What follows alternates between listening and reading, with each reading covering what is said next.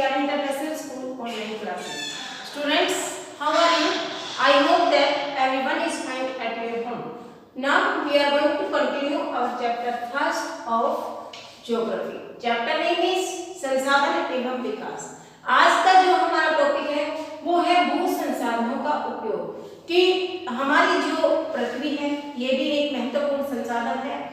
बिना पृथ्वी के हम कोई भी आर्थिक क्रियाकलाप नहीं कर सकते हैं और ना ही हम अपना जीवन यापन कर सकते हैं. भूमि एक महत्वपूर्ण संसाधन है, उसके बिना हम जीने की कल्पना भी नहीं कर सकते हैं. और किस तरह से भूमि को कितने वनों में कितने प्रतिशत सकल भूमि क्षेत्र में कृषि योग्य भूमि है, कितनी बंजर भूमि है और कितनी पड़ती भूमि है, आज हम इस बारे में अध्ययन करेंगे. तो भू संसाधनों का उपयोग निम्नलिखित उद्देश्यों से किया जाता है. वन, जैसे वनों की जो आधी भूमि है हमारी वो 18.11% से बढ़कर 23-24% अब हो गई है. पहले ये 18.11% थी, अब वनों के अधीन कुछ ज्यादा क्षेत्र हो गए हैं. कृषि के लिए अनुपलब्ध भूमि, इसको हमने दो पोर्शन में बांटा है, एक बंजर भूमि में, दूसरा कृषि अयोग्य भूमि. जो बंजर भूमि है उसमें चट्टानें, शुष्क, पहाड़ी और मरुस्थलीय इस तरह के क्षेत्र आते हैं. चट्टानों वाले, शुष्क मृदा वाले और पहाड़ी एरिया और मरुस्थलीय क्षेत्र, इसलिए इसको बंजर भूमि के नाम से जाना जाता है क्योंकि इस भूमि पर कृषि करना असंभव कार्य है. इसी तरह से कृषि अयोग्य भूमि, जो कृषि की अयोग्य भूमि होती है उसे हम छोड़ नहीं सकते हैं, उस भूमि का उपयोग करना ही चाहिए और उसका उपयोग बस्तियों को बनाने में, अपने निवास स्थल बनाकर हम रह सकते हैं, फ्लैट, प्लाट या कोई संस्था, कोई उद्योग धंधे निर्मित करके हम उस भूमि को उपयोग में ला सकते हैं. इसी तरह से सड़कें बना सकते हैं, इस भूमि पर रेलवे लाइनें बिछा सकते हैं. तो जो कृषि के अयोग्य भूमि है, जो बंजर भूमि है, उसका उपयोग भी कर सकते हैं. ये जरूरी नहीं है कि पूरी भूमि पर कृषि की जाए. जो भूमि कृषि के लायक नहीं है उसको किसी और काम में यूज किया जाना चाहिए. उसके बाद आती है प्रतिभूमि, जहां 1 वर्ष या उससे ज्यादा समय हो गया हो और खेती ना की गई हो, वो भूमि कहलाती है प्रतिभूमि. 1 मार्क्स में आपका ये क्वेश्चन आ सकता है कि प्रतिभूमि किसे कहते हैं. तो जहां 1 साल हो गया हो या उससे ज्यादा समय हो गया हो और वहां पर खेती ना की गई हो, ऐसे क्षेत्र कम होते जा रहे हैं, उसे हम प्रतिभूमि के नाम से जानेंगे. स्थायी चारागाह तथा अन्य गोचर भूमि, कुछ ऐसे भूमि भी है जहां पर परमानेंटली स्थायी रूप से चरागाह बना दिए गए हैं, जहां पर लोग अपने पशुओं को चराने के लिए छोड़ देते हैं.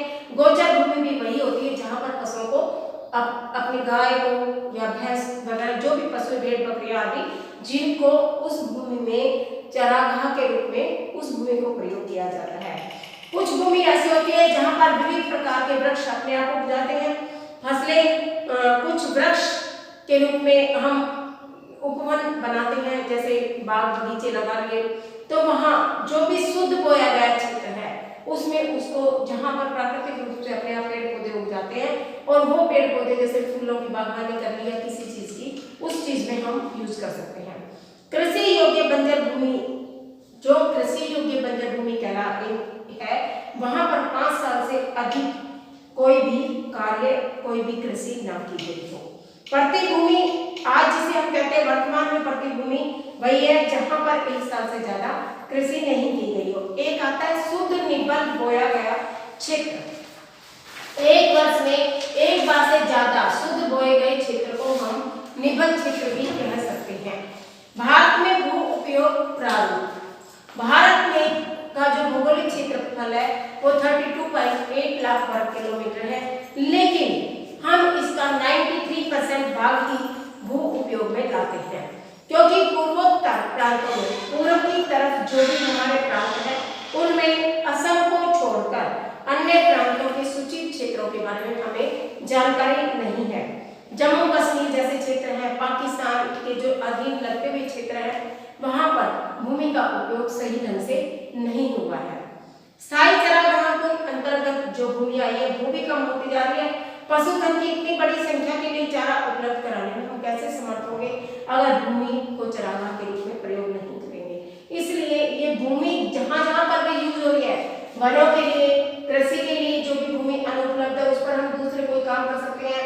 पड़ती भूमि है जहाँ पर 1 साल से ज्यादा हो गया हमने कोई उस भूमि पर कृषि नहीं की है। शुद्ध बोए गए क्षेत्र में 1 वर्ष से या उससे ज्यादा जो क्षेत्र है जिसमें हम फसलों को बोते हैं वो शुद्ध बोया गया क्षेत्र कहलाता है। और अन्य पड़ती भूमि जहाँ पर 5 साल से ज्यादा समय हो गया लेकिन कृषि नहीं की गई है, कृषि योग्य भूमि को भी हम उसी में गिनते हैं।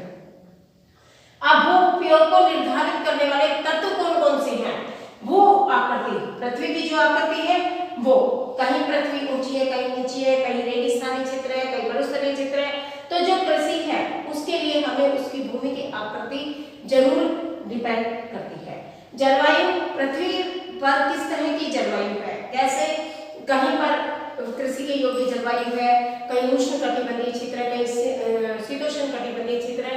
तो जलवायु पर भी हमारी भूमि का जो उपयोग है वो डिपेंड करता है। मृदा के प्रकार, मृदा कितनी प्रकार की होती है ये हम कल वाले टॉपिक में पढ़ेंगे, लेकिन मृदा के हिसाब से भी भूमि को कृषि योग्य क्षेत्र में बदला जा सकता है। जलोढ़ मृदा वाले क्षेत्र है वहां पर हम चावल की, धान की, गेहूं की कृषि बहुत अच्छे ढंग से कर सकते हैं। काली मृदा वाले क्षेत्रों में कपास की, इसी तरह से मृदा के हिसाब से भी कृषि होती है। मानवीय कारक, कुछ ऐसे कारक हैं जो मनुष्य के द्वारा उत्पन्न किए, जो मनुष्य करता है, मनुष्य के द्वारा उत्पन्न होते हैं वो मानवीय कारक कहलाते हैं। उसके जैसे कि सब्जियों की खेती कर ली, फल फूलों की कर ली, या मनुष्य किस चीज के लिए उस भूमि को उपयोग कर रहा है मनुष्य पर डिपेंड करता है कि वो बस्तियां बनाता है, सड़कें बना रहे हैं, रेलवे के मार्ग बिछा रहे हैं, तो उस तरह की भूमि को भी प्रयोग में ला सकते हैं। जनसंख्या क्या, घनत्व क्या है, जनसंख्या के हिसाब से भी अगर ज्यादा जनसंख्या है तो डिमांड बढ़ेगी, खाने की भी बढ़ेगी, रहने की भी बढ़ेगी। तो इसी कारण से जो हमारी कृषि योग्य भूमि है, जो वन है, वो धीरे धीरे खत्म होते जा रहे हैं क्योंकि लोगों ने वहां पर अपनी बस्तियां बनाकर निवास स्थल बनाना शुरू कर दी हैं। अब देखिए पहले जहां खेत होते थे वहां पर लोग रहते नहीं थे, उनकी बस्तियां दूर होती थी, लेकिन अब दिन रात खेतों को संभालना होता है तो लोग खेतों के आसपास ही अपने घर बनाकर रहते हैं। तो कृषि योग्य भूमि धीरे धीरे कम होती जा रही है। इसी तरह से प्रौद्योगिकी क्षमता, अगर प्रौद्योगिकी का ज्ञान है तो हम उद्योग धंधे स्थापित कर सकते हैं, वो भी किस पर संभव है, पृथ्वी पर। संस्कृति और परंपराएं और हमारी जो मान्यताएं हैं, परंपराएं हैं, उसके कारण भी हम भूमि पर अनेक प्रकार की क्रियाकलाप करते हैं, इसलिए भूमि का उपयोग निरंतर होता है। भारत का जो भौगोलिक क्षेत्रफल है वो 32.8 लाख वर्ग किलोमीटर है, लेकिन केवल 93% भाग जो भूमि का है वही उपयोग में लाया जा रहा है। इसके अलावा हम भूमि का प्रयोग नहीं कर पा रहे हैं क्योंकि 33% भौगोलिक क्षेत्र वांछित है, जिसकी तुलना में वन के अंतर्गत क्षेत्र बहुत कम होते जा रहे हैं। और भूमि एक ऐसा संसाधन है जिसका प्रयोग आज ही नहीं हमारे पूर्वज समय से करते आ रहे हैं। भावी पीढ़ी भी इस भूमि का उपयोग करेगी क्योंकि ये एक ऐसा संसाधन है जो कभी खत्म ना होने वालों में है। हमारी जो मूल आवश्यकताएं हैं, जो जरूरतें हैं, वो उसका 95% हिस्सा हम भूमि से ही प्राप्त करते हैं। मानव क्रियाकलापों के कारण केवल भूमि का निम्नीकरण हो रहा है, बल्कि भूमि को नुकसान पहुंचाने वाले प्राकृतिक ताकतों को भी बल मिला है। मनुष्य ज्यादा से ज्यादा भूमि का दोहन कर रहा है, शोषण कर रहा है। महात्मा गांधी ने भी कहा है कि यहाँ पर हर मनुष्य की जरूरत को पूरा करने के लिए पर्याप्त संसाधन है, लेकिन पेट भरने के लिए पर्याप्त संसाधन है, पेट भरने के लिए नहीं, यानी कि हम उसको स्टोर करके रखें, काला बाजारी करें, तो वो नहीं है। संसाधन की आवश्यकता हर एक व्यक्ति को है और भूमि एक ऐसा संसाधन है जो हर व्यक्ति को चाहिए।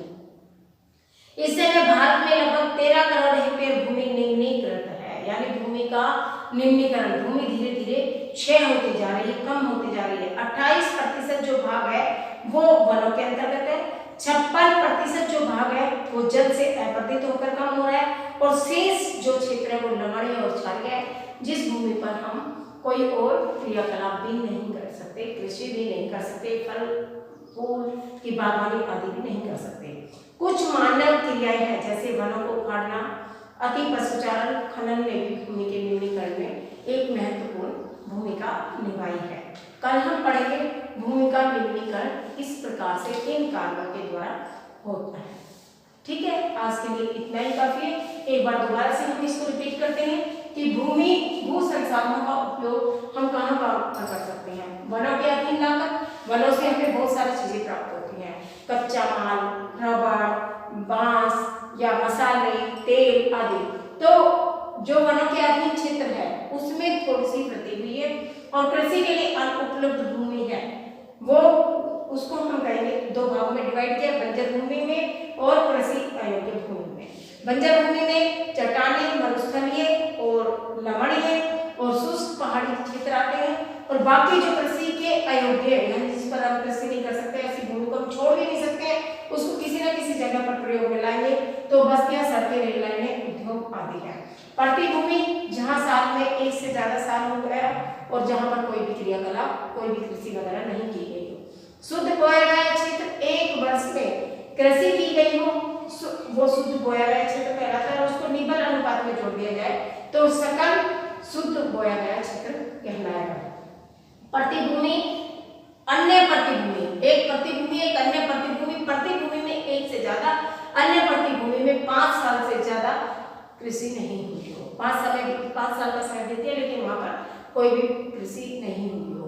कृषि योग्य बंजर भूमि, जो भूमि 5 साल से कृषि योग्य है लेकिन जिस पर हमने कोई कृषि नहीं की है उसको ऐसे ही छोड़ दिया हो बिना जोते। भू उपयोग को निर्धारित करने वाले तत्व जलवायु, भू आकृति, मृदा के प्रकार, मानवीय कार्य, जनसंख्या घनत्व, प्रौद्योगिक क्षमता, संस्कृति और परंपराएं आदि है। आज का क्वेश्चन भी यही बनेगा, आप क्वेश्चन को लिख लीजिए। भू संसाधनों का उपयोग हम किस प्रकार से करते आए हैं, ये क्वेश्चन आपका बनेगा। और आप देखना आपकी बुक का पेज नंबर 6 पर इसका डायग्राम भी दिया गया है, उसको भी अच्छे से आप देख लेना जिससे आपको क्वेश्चन क्लियर हो जाए। ठीक है, कल हम भूमि निम्नीकरण के कारण और उपाय